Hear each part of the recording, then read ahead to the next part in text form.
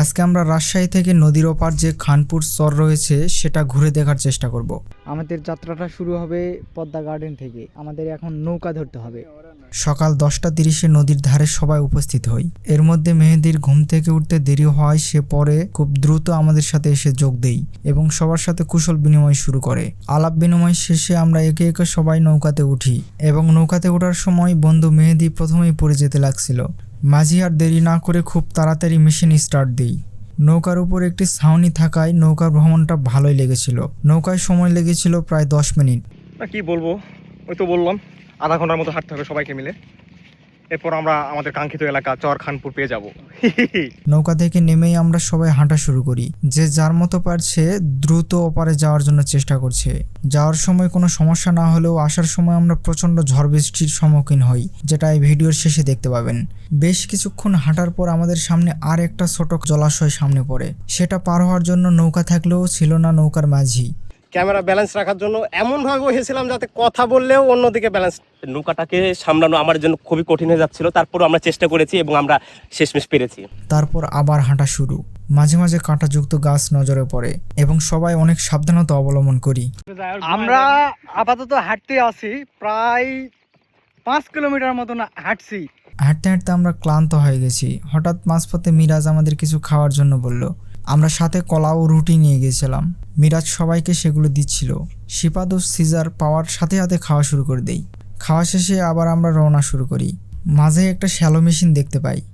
আমরা প্রায় গ্রামের কাছাকাছি এসে গেছি। প্রায় 5 থেকে 7 কিলোর মতো হাঁটা লাগছে। এরপর আমাদের কাঙ্ক্ষিত সেই গ্রাম। আরও প্রায় 2 কিলোমিটার না 1 কিলোমিটার হাঁটতে হবে, তবে আমরা গ্রামের দেখা পাবো। আমরা সেখানে গিয়ে খোঁজ করব কোনো শিক্ষা প্রতিষ্ঠান আছে নাকি, অথবা কোনো হাসপাতাল স্বাস্থ্যকেন্দ্র আছে নাকি, এগুলো দেখার চেষ্টা করব। আমরা এখন গ্রামের কাছে চলে এসেছি। গ্রামবাসীর তৈরি ছোট্ট একটা সেতু পার হতে হবে এখন। সেটা সবাই আমরা সাবধানতার সাথে পার করছি। বন্ধু মিরাজ ভীষণ ভয়ে ভয়ে পার হচ্ছিল। অবশেষে ব্রিজ পার করে সবাই গ্রামে উঠতেছি। বেশ একটু উঁচুতে উঠতে হবে। অনেক প্রতীক্ষার পর আমরা অবশেষে গ্রামের মধ্যে ঢুকতে পারলাম। গ্রামের মধ্যে এসেছি আর আমার বন্দুক এখানে জিনে ধরছে। চোখ মুখটা দেখা একটু। এই যে দেখতে পাচ্ছেন সেই চরখানপুর গ্রাম। এখানে আধুনিকতার তেমন কোনো ছোঁয়া নেই। আমাদের গ্রামে ঢোকার সাথে সাথে দুইজন ছোট বাচ্চার সাথে দেখা হয়। একজনের নাম সুমাইয়া ও একজনের নাম হাসান। আমার বন্ধুর নামের সাথে মিল থাকায় মেহেদি তাদের সঙ্গে দুষ্টমি করছিল। মেহেদির আরেক নাম হাসান। মেহেদির সাথে হাসানের ভালোই মিল হয়ে যায়। এখানকার পরিবেশ সত্যি অসাধারণ ছিল। বেশিরভাগ বাড়িগুলো ছিল টিনের তৈরি। মানুষের জীবিকার প্রধান উৎস কৃষিকাজ। এই গ্রামে কোনো বিদ্যুতের ব্যবস্থা নেই। প্রায় সবার বাড়িতেই সৌরবিদ্যুৎ। এই একটি দোকান এবং পাশে একটি প্রাইমারি স্কুল। স্কুলে পানির ব্যবস্থার জন্য ট্যাঙ্কি দেওয়া হয়েছে। আমরা যেই সময় স্কুলে যাই সেই সময় নাকি পরীক্ষা শেষে ছুটি দেওয়া হয়েছিল, তাই তেমন ছাত্রছাত্রীও ছিল না। সামনে একটি শহীদ মিনার ও ছোট্ট একটি মাঠ। দেখুন ক্লাসরুম এটি। ফ্যানগুলো সৌরবিদ্যুৎ দিয়ে ঘোরে।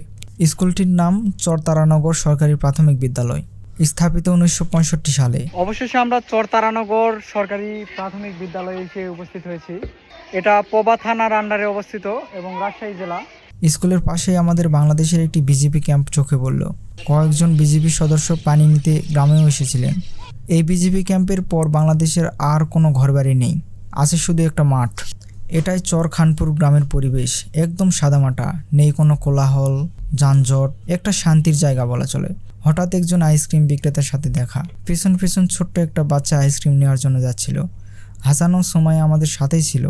তাদের দুজনকে পরে আমরা কিছু খাবার জিনিস কিনে দিই। এই বাড়িটার পরিবেশ অনেক ভালো লেগেছিল। চারিদিকে ঘেরা, ভিতরে চাষি ধান শুকাতে দিয়েছে এবং বাড়ির উঠানে বেশ কিছু গাছ লাগানো আছে। এটা একটি মাদ্রাসা, স্কুলের পাশেই অবস্থিত। ছোট বাচ্চারা গোসল করার জন্য প্রস্তুতি নিচ্ছে। তাদের জিজ্ঞেস করেছিলাম বর্ডার কোথায়। বর্ডার কোন ভাই? বর্ডার কোথায়? দেখি আমরা যাব একবারে শেষ সীমান্তে। ওই যে দেখুন বাংলাদেশ এবং ভারতের বর্ডার। যদিও ভালো দেখা যাচ্ছে না, আমরা রোদের কারণে আর সামনে গেলাম না, তাই দূর থেকেই দেখানোর চেষ্টা করছি। মোটামুটি আমাদের পেছনে দেখা যাচ্ছে যে সুউচ্চ বিল্ডিংগুলা, সেখান থেকে আমরা রওনা দিছিলাম আর কি। এই পুরোটা 5 থেকে 7 কিলোর মতো আমরা এই রাস্তাটুকু হেঁটে আসছি। এদের যে জীবনযাত্রা, সেটা অত্যন্ত মানে একমাত্র কৃষির উপরে নির্ভরশীল এবং এরা অনেক কর্মঠ। এদের মধ্যে ক্লান্তি নাই বললেই চলে। আর এখানকার সামাজিক অবস্থা বলতে গেলে তাদের বাড়ি ঘর আমাদের দেখা মতে খুব একটা দালান কোঠা পড়েনি। তবে গ্রামের পরিবেশটা অত্যন্ত মনোরম। আমরা গিয়েছিলাম ওই যে ওইখানে, এখন যাব রাজশাহীতে, রাজশাহী শহরে ফিরবো। আর আকাশের অবস্থা খুবই খুবই খারাপ। যদিও বৃষ্টি আসলে কোনো সমস্যা নেই, কিন্তু ঝড় বা বিদ্যুৎ চমকালে আমরা খুবই খুবই মারাত্মক পরিস্থিতির মধ্যে পড়ে যেতে পারি।